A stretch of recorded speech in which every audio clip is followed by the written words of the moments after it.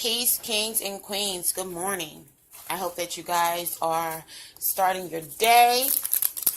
It's a nice morning. Beautiful sun is coming out, showing your gratitude to the universe that you are alive. Queen Royal Justice here. I'm drinking some coffee, making it, so you might hear that. Well, the latest in the news is number 45 has striked again, and black folks are mad about it.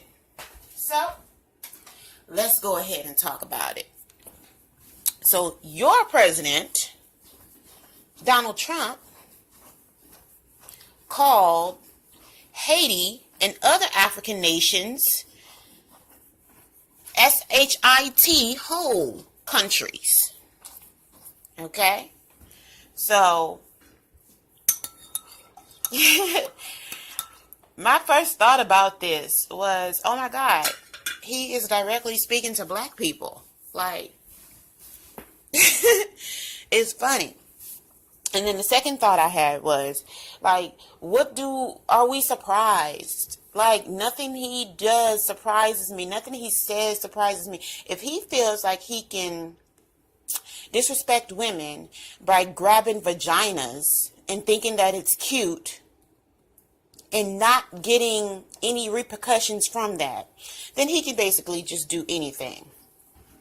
Another thing is, I believe that he's used to speaking that way. He speaks that way in his own private thoughts, when he's socializing and talking to his friends. He's like, forget that, I don't care, I'm just keeping it real with these people. They love me for being brutally honest and keeping it real. Hey, I'm saying what all other white supremacists would like to say. I just have the platform to say it, and I'm not going to go to jail for saying it or doing it.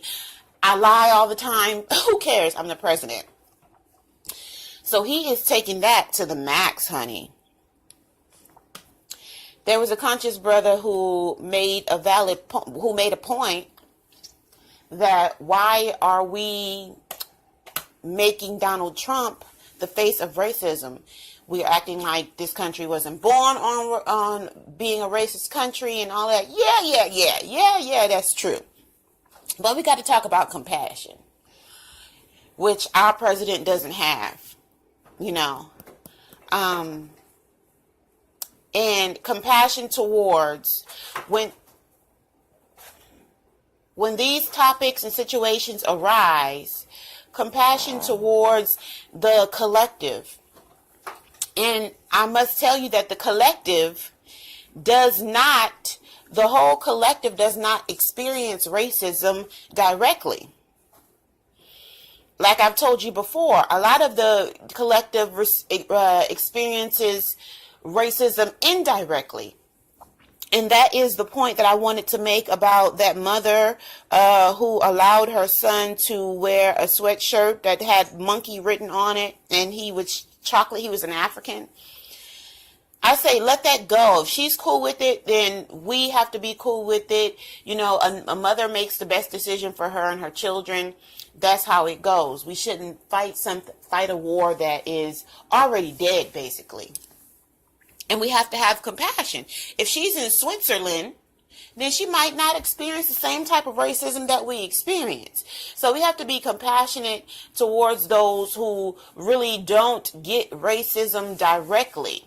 But they may get it indirectly, and they still stand for it as if they were getting it directly, because they feel the emotions from their people, the emotions from the rest of the collective, the energy, it vibrates towards them as well.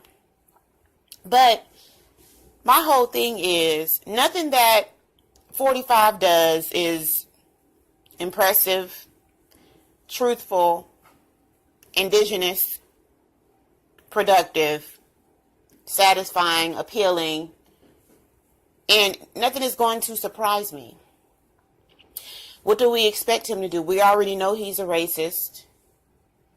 The thing is, though, with that compassion thing is, a lot of people are not dealing with racism directly. They're dealing with it indirectly, and they don't know how it feels to actually have something like that directly positioned towards them. See, it's different when something is happening in your home, in your state, in your country. But when it comes home, when it hits home, that's when you really feel it, you know. Like, of course, you can feel the energy of what happens to everybody else, but if it actually happens to you, if you actually hear this, you actually hear your president saying, basically flipping the bird to our countries, our African and Haiti countries, then it's like, dag, it's an awakening. It's an awakening. And I believe that 2018 is, so far for me, it has been a very progressive year. I have gotten to put my hands in so many things and make so many of my dreams active again. It's powerful. But I believe that 2018 is going to be a year of strength and a year of like whatever, man. We can't and we shouldn't allow these politics in government in the government to interfere with our vibrations. We can't do it. We did it all 2017. Why? Because we were so freaked out that number 45 turned out to be Donald Trump. I mean, oh my gosh. That was like the most, universal shift that we've had in this country in such a long time. And then before that, it would have been the black man, the first black president, quote unquote, really not true, but Obama becoming president. That was a major shift for us. But now it's time for us to get off of it. The next election isn't until 2020. So we have 2 more years with 45. And then he'll be out the door. But I say that where your attention goes, your energy flows. And I choose not to allow my energy to be directed towards politics, politicians, and government agencies. Because that's going to distract what I'm trying to do. In 2018, we have to choose where we're going to allow our attention to flow so that we can choose indefinitely where our energy goes. And where our energy goes is where momentum is built, and where momentum is built is where things happen. That's the word of the day. Queen Royal Justice. Don't forget to like, thumbs up, subscribe, pass it on. Peace and love, more peace and more love.